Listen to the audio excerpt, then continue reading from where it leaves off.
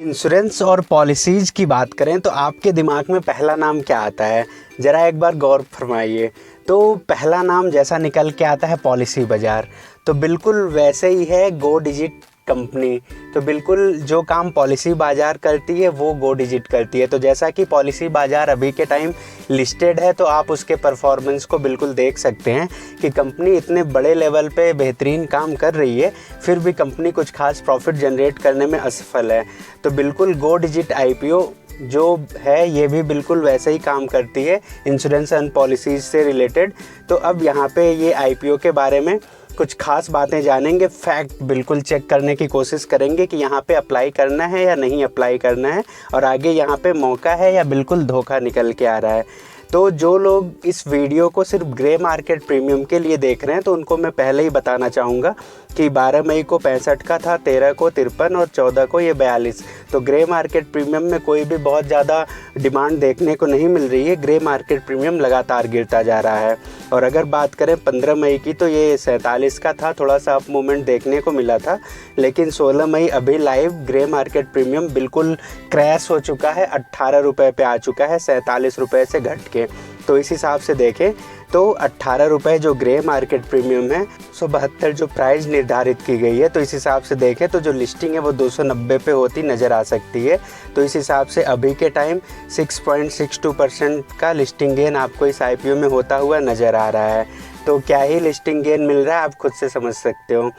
अब आगे की वीडियो उन लोगों के लिए जो इस IPO में सीरियस है बिल्कुल। तो यहाँ पे IPO की शुरुआत 15 मई को हुई थी, IPO क्लोज 17 मई को हुआ था। अभी इस वीडियो में आगे फैक्ट को जानेंगे बिल्कुल पॉइंट टू पॉइंट।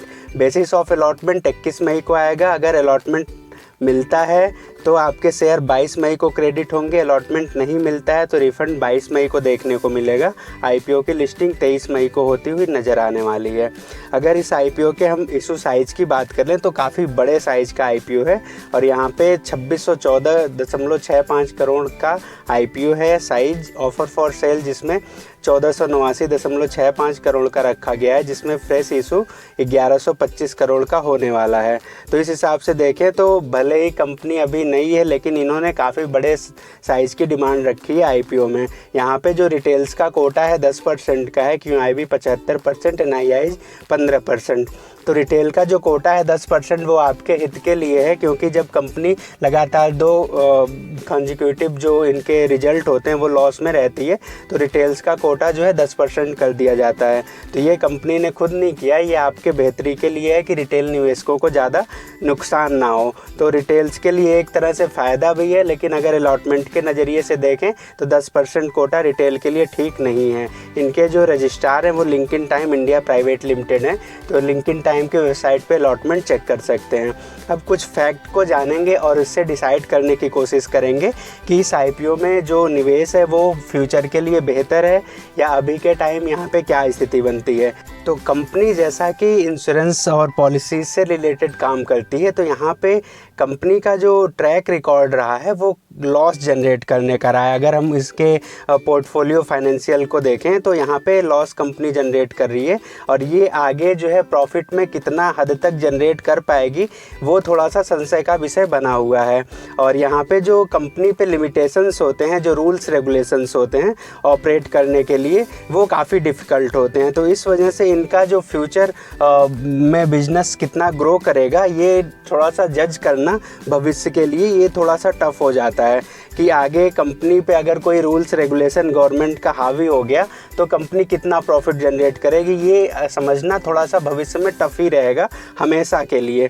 और उसके बाद जो इंश्योरेंस एक्ट है वो काफ़ी जो रूल्स रेगुलेशंस हैं, जैसा अभी आप अगर पेटीएम को देखो या IIFL फाइनेंस को देखो, तो इस समय इस हिसाब से देखें तो जो रेगुलेटरी एक्शंस होते हैं उसकी वजह से कंपनी का जो ग्रोथ है वो काफ़ी स्लो हो सकता है भविष्य में।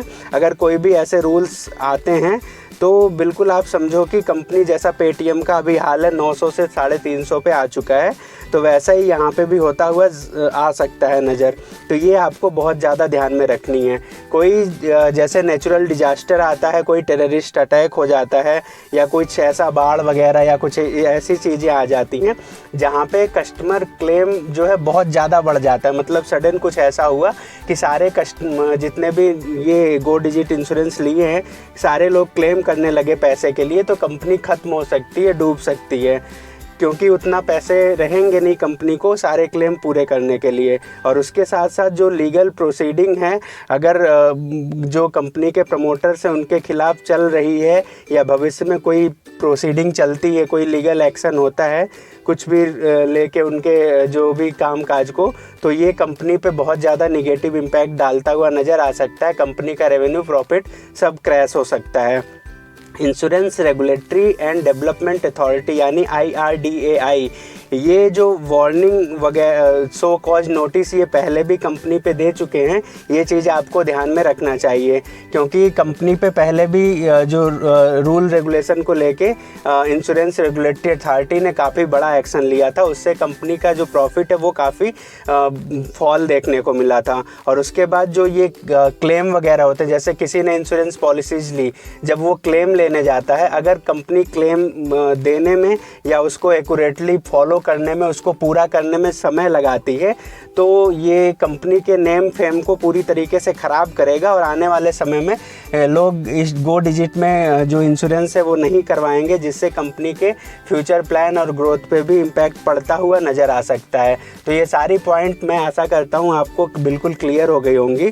तो अब यहाँ पे जो डिसीजन लेना है कि अभी के टाइम हम क्या करें, ये जैसा कि अभी डेट भी 2 दिन बचे हैं, तो आगे क्या करें, यहाँ पे अप्लाई करें, वेट करें, जो भी है। तो इसको जानने के लिए पहले दिन का हम अभी सब्सक्रिप्शन डाटा देखने की कोशिश करेंगे। तो यहाँ पे जो QIB का है, अभी बिल्कुल भी QIB ने पैसे नहीं डाले हैं। NIIs ने 0.35 टाइम्स सब्सक्राइब हो चुका है। रिटेल्स का कोटा पूरी तरीके से भर चुका है 1.50 टाइम्स। तो टोटल इस हिसाब से 0.37 टाइम ये IPO अभी सब्सक्राइब हो चुका है। लेकिन अभी मैं वेट करूँगा लास्ट डे मॉर्निंग 12, कम से कम 12 बजे तक का वेट करेंगे। अगर वहाँ पे QIB और NIIs की तरफ से ज़्यादा पैसे डाले जाते हैं, 7 टाइम 8 टाइम ओवर सब्सक्रिप्शन देखने को मिलता है, तो ही कोई फाइनल डिसीजन बनाएंगे। अदरवाइज़ यहाँ पे अवॉइड करने की सलाह है, क्योंकि 6-7% का लिस्टिंग गेन हमको नहीं लेना है, क्योंकि ऐसी बहुत सी कंपनियाँ जो एक दिन में इससे अच्छा प्रॉफिट जनरेट करके दे देंगी। यहाँ पे अगर हम 6-7% के लिए आते हैं तो यहाँ पे नुकसान भी होता हुआ नज़र आ सकता है। तो आप क्या करेंगे ज़रूर